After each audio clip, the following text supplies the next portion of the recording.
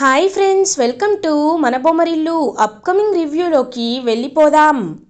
Rudra and Ganga ఇద్దరు కలిసి district level women's competition జరిగే ప్లేస్కి బయలుదేరుతారు.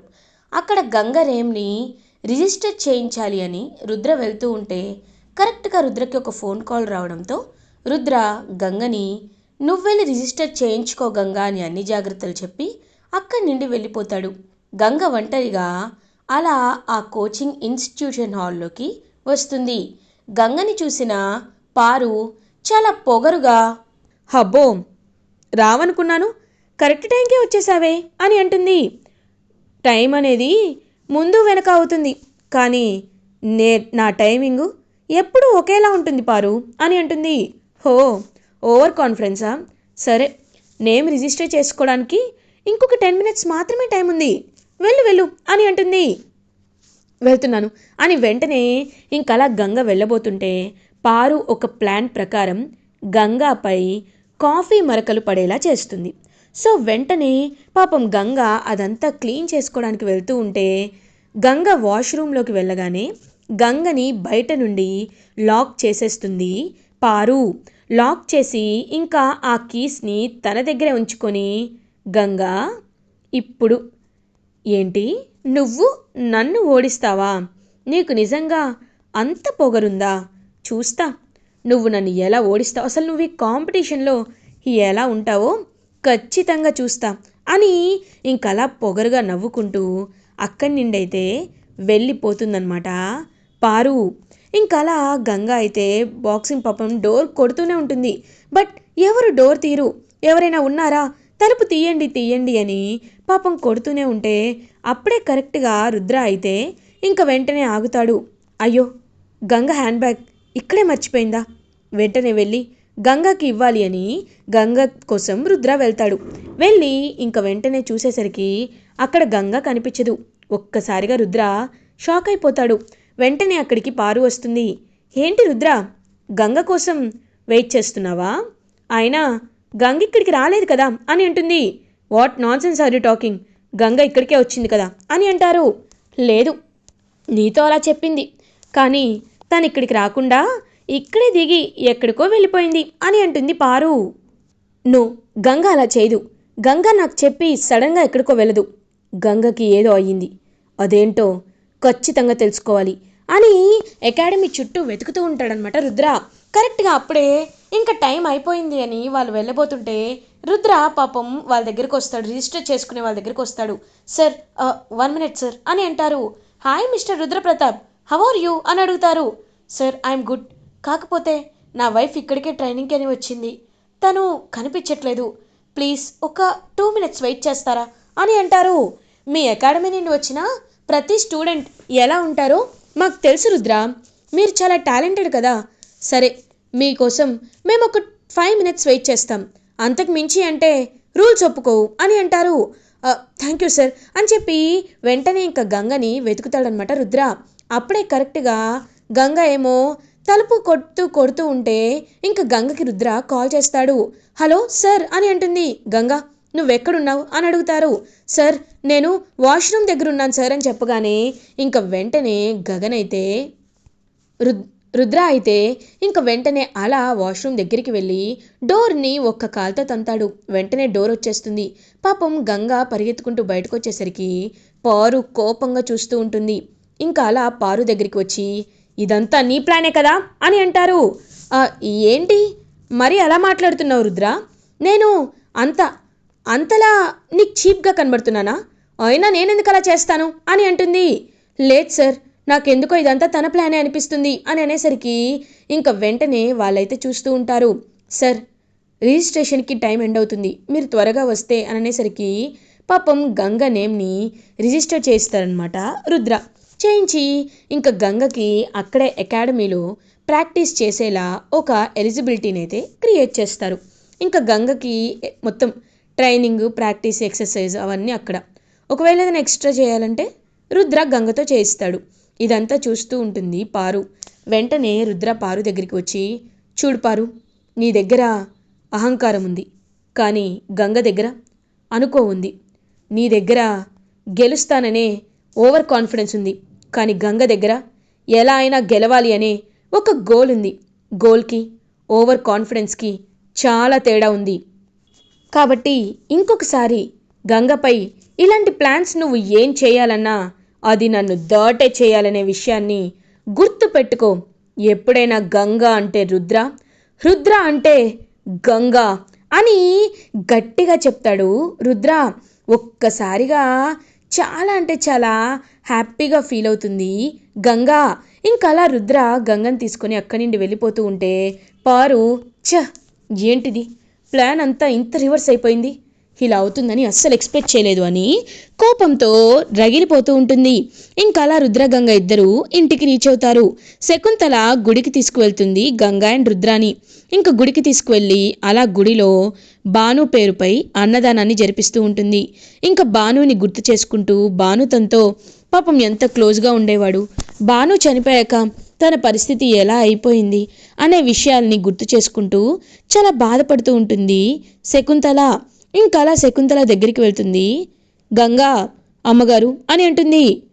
ఒక్కసారి నా మనసు విరక్కొట్టిన వాళ్ళు మళ్ళీ నా దగ్గరికి వస్తే నాకు నచ్చదు అని అంటుంది శకుంతల. అమ్మగారు ఒకసారి నేను చెప్పేది వినండి. భానుగారు రుద్ర సార్ చంపేశారని మీరు అనుకుంటున్నారు, రుద్ర సార్ వల్లే భానుగారు చనిపోయారని మీరు అనుకుంటున్నారు. కానీ తెర వెనకాల ఉన్న దాగి ఉన్న నిజాన్ని ఎప్పటికైనా నేను బయట పెడతాను, మీకు ఖచ్చితంగా నిజం తెలిసేలా చేస్తానమ్మగారు అని మనసులో అనుకుంటుంది గంగా. ఇది ఇలా ఉండగా రుద్ర గంగ దగ్గరికి వస్తారు. గంగా నువ్వు చాలా సీరియస్గా బాక్సింగ్ అనేది ప్రాక్టీస్ చేయాలి. ఎందుకంటే అక్కడికి వచ్చే వాళ్ళందరూ ఆల్మోస్ట్ 2 to 3 times ఛాంపియన్షిప్లో వాళ్ళు మెడల్ సంపాదించిన వాళ్ళే. కాబట్టి నీ విషయంలో కూడా నువ్వు చాలా జాగ్రత్తగా ఉండాలి అని అంటారు. సార్ మీకు నా గురించి తెలుసు కదా సార్, నేను ఒక్కసారి కాన్సన్ట్రేట్ చేశానంటే ఖచ్చితంగా వాళ్ళని బాగా ఓడిస్తాను అని అంటుంది. అయినో గంగా నీ గురించి నాకు తెలుసు అని చెప్పి ఇంకా అలా గంగకి రుద్ర అయితే కోచింగ్ ఇన్స్టిట్యూట్లో ఎంతైతే ట్రైనింగ్ ఇస్తున్నారో పాపం ఇక్కడ కూడా రుద్ర గంగకి అంతే ట్రైనింగ్ ఇస్తాడు. అలా ఇంకా గంగ 1 month 1 week పాటు కోచింగ్ అయితే తీసుకుంటూ ఉంటే పాపం ఒకరోజు గంగ అలసిపోయి ఇంటికి వస్తుంది. ఇంకా వెంటనే అలా శకుంతల గంగ వైపు చూస్తూ ఉంటుంది. ఇషిక చూసారా అత్తయ్య గారు, తనకి ఇంటి పనులంటే లెక్క లేకుండా పోయింది. కోచింగ్ ఇన్స్టిట్యూట్లో గంటలకి గంటలు గడిపి వస్తుంది. దీనంతటికీ కారణం రుద్రబాబు గారే. రుద్రబాబు గారు మరీ కొంచెం కూడా క్రమశిక్షణ లేకుండా తన్ని ఇలా చేస్తున్నారనేసరికి ఏయ్ గంగా ఏంటి ఇంత లేట్ అయింది అని అడుగుతారు. వెంటనే గంగా అమ్మగారు అంటే కాస్త అలసిపోయానండి అని అంటారు. చూడు నువ్వేదో ప్రపంచ కప్పు కొట్టడానికి వెళ్ళటం లేదు, పని తప్పించుకోవడానికి బాక్సింగ్కి వెళ్తున్నావు అంతే కదా అని అంటారు శకుంతల.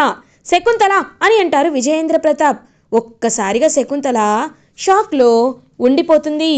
శకుంతల నువ్వు ఎందుకు ఇలా మారిపోతున్నావో నాకైతే అర్థం కావట్లేదు. ఎవరైనా మనిషి ఆది మానవుడి నుండి త్రేతాయుగం నుండి ద్వాపర యుగం నుండి ఈ కలియుగంలోకి వచ్చారు. ఒక మనిషి ఆది మానవుడి నుండి ఇంకా టెక్నాలజీ డెవలప్ అవుతూ వెళ్తున్నారు. ఆడపిల్లంటే కేవలం వంటింటి కుందేలు కాదు, తను కూడా మగవాళ్ళతో సమానంగా పోటీ చేస్తుంది అని చెప్తున్నారు.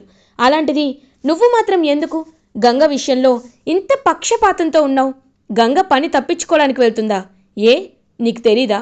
పొద్దున్నంతా గంగ ఎంత పని చేస్తుందో నీకు తెలీదా? మన ఇంటిని శుభ్రంగా తుడిచి ముగ్గు వాకిలి వేసి తులసి కోటకి పూజ చేసి ఇంట్లో నైవేద్యాన్ని వండి అందరికీ టిఫిన్ వండి పెట్టి వెళ్తుంది. అలాంటిది గంగ గొప్పతనం నీకెప్పటికీ తెలీదా? తను ఒక్కరోజు లేటుగా వచ్చినందుకు, ఒక్కరోజు అలసిపోయినందుకే నువ్వు ఇలా అంటున్నావా? ఏంటిది శకుంతల, నేను నిన్నిలా ఎప్పుడు చూడలేదు. ఒకరిని ఒకరా ఇంకొకరిని ఇంకొకలా నువ్వు ఎందుకు చూస్తున్నావు శకుంతల అని అడుగుతారు. శకుంతలాని గట్టిగా నిలదీస్తారు విజయేంద్ర. ఇంక వెంటనే శకుంతల అవును మీకు తనే ఎక్కువైంది, నా మాటలు మీకు అర్థం కావు అని అంటారు. చూడు శకుంతల ఒక్కటి చెప్తున్నాను, నువ్వు గంగని గౌరవించాలంటే తను ఏం చేయాలి అని అడుగుతారు. ఇంక వెంటనే ఆలోచనలో పడుతుంది శకుంతల. సరే పారుతో పోటీ పడుతుంది కదా, ఆ పోటీలో గెలవమని చెప్పండి. అప్పుడు నేను ఈ గంగాని నా ఇంటి కోడలిగా ఒప్పుకుంటాను అని అంటారు. ఒక్కసారిగా గంగ షాక్లో ఉండిపోతుంది. మీరు చెప్పేది నిజమా అని అడుగుతుంది. అవును, నేనెప్పుడైనా మాట ఇచ్చానంటే మాట తప్పను. కాబట్టి నేను నిజమే చెప్తున్నాను. ఒకవేళ నువ్వు పారుపై గెలిచి వచ్చావంటే నీకు నేను హారతిచ్చి లోపలికి స్వాగతం పలుకుతాను. లేదు, ఓడిపోయావంటే నువ్వు ఈ ఇంటికి కోడల్ని కాదని ఒప్పుకొని ఈ ఇల్లు వదిలి వెళ్ళిపోవాలి. నీకు ఈ డీల్ ఓకేనా అని అడుగుతారు శకుంతల ఏంటి పిచ్చి పని అని విజయేంద్ర అంటున్నా సరే, పెద్దోరు మీరేమీ అనకండి, అమ్మగారు చెప్పింది కరెక్టే. అమ్మగారు, ఇప్పుడు నేను మీతో ఛాలెంజింగ్ చేస్తున్నాను. ఖచ్చితంగా ఈ బాక్సింగ్ పోటీల్లో గెలిచి ఆ పారుని ఓడించి నేను మీ కోడలిగా అవుతాను. మీ పేరుని ఖచ్చితంగా నిలబెడతానమ్మగారు, నిలబెడతాను అని పాపం అలా అక్కడి నుండి గంగ అయితే వెళ్ళిపోతుంది. ఇంకా రుద్ర ఇదంతా చూస్తూ, గంగ నువ్వు ఈ విషయంలో ఏమైనా అని అంటారు. లేదు, ఈ విషయంలో నాకు ఇంకా చాలా గర్వంగా ఉంది. ఖచ్చితంగా ఇప్పుడు ఇంటి కోడలి పదవి కోసమైనా నేను కష్టపడి బాక్సింగ్ ప్రాక్టీస్ చేస్తాను సార్, చేస్తాను అని పాపం గంగ బాగా కష్టపడుతుంది. ఇంకా గంగ రుద్ర చెప్పడం కంటే ముందే టైంకి లేచి ఇంకా బాక్సింగ్ అయితే స్టార్ట్ చేస్తుంది. ముందుగా ప్రాక్టీస్ చేసుకొని మళ్ళీ కోచింగ్ ఇన్స్టిట్యూట్కి వెళ్ళాక కూడా ప్రాక్టీస్ చేస్తూ ఉంటుంది పాపం గంగ. ఇంకా అదంతా చూస్తూ ఉంటాడనమాట రుద్ర. చూసి చాలా అంటే చాలా హ్యాపీగా ఫీల్ అవుతాడు. ఇంకదంతా గమనిస్తూ ఉంటారు ఇషికా వాళ్ళు. ఇంక వెంటనే పారుకి కాల్ చేస్తారు. ఇక్కడ తనేమో ఇంటి కోడలు అయిపోవాలని చాలా కష్టపడుతుంది, మరి పారు సంగతేంటో తెలుసుకోవాలి అని వెంటనే పారుకి కాల్ చేస్తారు. పారు ఏమో హ్యాపీగా మ్యూజిక్ పెట్టుకొని ఎంజాయ్ చేస్తూ ఉంటుంది. ఇంకా వెంటనే పారుని చూసి, పారు నువ్వు బాక్సింగ్ ప్రాక్టీస్ చేయట్లేదా అని అడుగుతారు. కోచింగ్ హాల్లో చేస్తూ ఉంటాను కదా, అది మాత్రమే కాదు, నేను ఆల్రెడీ ఛాంపియన్ని, నాకు మళ్ళీ ప్రాక్టీస్ అవసరం లేదు. అయినా నా ముందు తను ఒక జూజుబీ, తనతో నాకేంటి పోటీ, ఏదో చెప్పారని పోటీ పడాల్సి వస్తుంది అంతే అని ఇంకా అలా చాలా అంటే చాలా లైట్ తీసుకుంటూ ఉంటుందన్నమాట పారు. ఎలా అయితే ఒక లైక్ టాటాయిస్ అండ్ ర్యాబిట్ కథ ఉంటుందో అలా పాపం స్లో అండ్ స్టడీగా గంగ ప్రాక్టీస్ చేస్తూ ఉంటే తల పొగరుతో పారు మాత్రం ప్రాక్టీస్ చేయదు. అలా ఇంకా పారు గంగలు ఇద్దరూ పోటీ పడే డే అయితే వచ్చేస్తుంది. ఇంకా ఆ డేలో క్లియర్గా గంగ పారుపై 3/3 గెలుస్తుంది. గెలిచి అలా తన సత్తా ఏంటో చూపిస్తుంది పారుకి గంగ. అదంతా చూసి ఎంతో అంటే ఎంతో హ్యాపీగా ఫీల్ అవుతాడు రుద్ర. ఇంకా గంగ రుద్ర దగ్గరికి వచ్చి రుద్రకి ఆ అవార్డుని అయితే ఇస్తుంది. ఏదైతే వాళ్ళు గెలిచారో ప్రైజ్ అనేది అది ఇస్తుంది. ఇంకా తన చేత్తో అది తీసుకొని రుద్ర చాలా హ్యాపీగా ఫీల్ అవుతారు. Ganga, I'm very very proud of you. నిజంగా ఇప్పుడు నాకు చాలా అంటే చాలా హ్యాపీగా అనిపిస్తుంది. ఇప్పుడు నువ్వు స్టేట్ లెవెల్ కాంపిటీషన్కి చాలా అంటే చాలా ఈజీగా వెళ్ళిపోవచ్చు. మనం ఇంటికి వెళ్దాం అని గంగా అండ్ రుద్ర ఇద్దరు కలిసి హ్యాపీగా ఇంటికి బయలుదేరుతారు. ఇంకా అలా చూస్తూ ఉంటుందన్నమాట శకుంతల. వెంటనే విజయేంద్ర, చూసావా శకుంతల, ఇప్పటికైనా గంగ అంటే ఏంటో అర్థమైందా? గంగ చూడ్డానికి సాధారణ అమ్మాయిలాగే కనబడుతుంది, కానీ ఒక్కసారి తనది పంతం వస్తే తన్నెవరైనా ఏదైనా చెయ్యలేరు అని అంటే అది చేసి చూపించడం గంగకి వెన్నతో పెట్టిన విద్య. నువ్వు తన్ని కోడలిగా అంగీకరిస్తాను అన్నావు, తన మాట తను నిలుపుకుంది. ఇప్పుడు నీ మాట నువ్వు నిలుపుకోవాలి. తనని కోడలిగా అంగీకరించి శకుంతల. తను చాలా మంచి అమ్మాయి, మన కుటుంబం కోసం తను ఎంతో చేసింది, ఒక్కసారి గుర్తు చేసుకో అని అనేసరికి ఇంకా శకుంతల అలా ఏమీ మాట్లాడకుండా సైలెంట్గా ఉంటారు. అప్పుడే కరెక్ట్గా రుద్ర అండ్ గంగ ఇంటికి రీచ్ అవుతారు. ఇంకా అలా రుద్ర గంగని చూస్తూ ఉంటారు శకుంతల. వెంటనే గంగ తన చేతికి వచ్చిన అవార్డ్ అండ్ మెడల్ని తీసుకొని శకుంతల దగ్గరికి వెళ్ళి, అమ్మగారు ఇదిగోండి, నేను బాక్సింగ్లో గెలిచాను. అలా అని నేనేమి ఇప్పుడు మిమ్మల్ని ఇబ్బంది పెట్టాలని, మిమ్మల్ని బలవంతంగా నన్ను కోడలిగా ఒప్పుకోమన్నారని కాదు. నేను ఈ ఇంట్లో కోడలిగా అడుగుపెట్టింది కేవలం ఒకే ఒక్క ఉద్దేశంతో, రుద్రా సార్ అడుగు జాడల్లో నడవాలి, రుద్రా సార్ పేరుని మీ పేరుని, ఇంటి వాళ్ళ పేరుని, నా పుట్టింటి పేరుని నిలబెట్టాలి అని, బాక్సింగ్ ఛాంపియన్ అవ్వాలని. అంతేకాని ఏ దురుద్దేశంతో నేను ఈ ఇంట్లో అడుగు పెట్టలేదు అమ్మగారు. ఆ విషయాన్ని ఇప్పటికైనా అర్థం చేసుకోండి అని పాపం అలా గంగ వెళ్ళబోతుంటే, ఏం మాట్లాడుతున్నావు నువ్వు? అమ్మగారు కాదు, అత్తయ్య గారు అనాలి అని అంటారు శకుంతల. ఒక్కసారిగా వెనక్కి తిరిగి చూసి చాలా హ్యాపీగా ఫీల్ అవుతుంది గంగ. ఇంకా రుద్ర, విజయేంద్ర అందరూ ఎంతో హ్యాపీగా ఫీల్ అవుతారు ఆ మాటకి. ఇంకా అలా విజయేంద్ర, నాకు ఇప్పుడు చాలా సంతోషంగా ఉంది, శకుంతలలో మార్పు వచ్చింది అని హ్యాపీగా ఫీల్ అవుతారు. కానీ ఇదంతా చూస్తూ వీరు అండ్ ఇషిక మాత్రం చాలా అంటే చాలా జెలస్గా ఫీల్ అవుతారు. అలా శకుంతల గంగాని కోడలుగా యాక్సెప్ట్ చేసేసరికి రుద్ర చాలా హ్యాపీగా వాళ్ళ వైపు చూస్తూ ఉండిపోతారు. ఇలా ఎపిసోడ్ ఎండ్ అవుతుంది.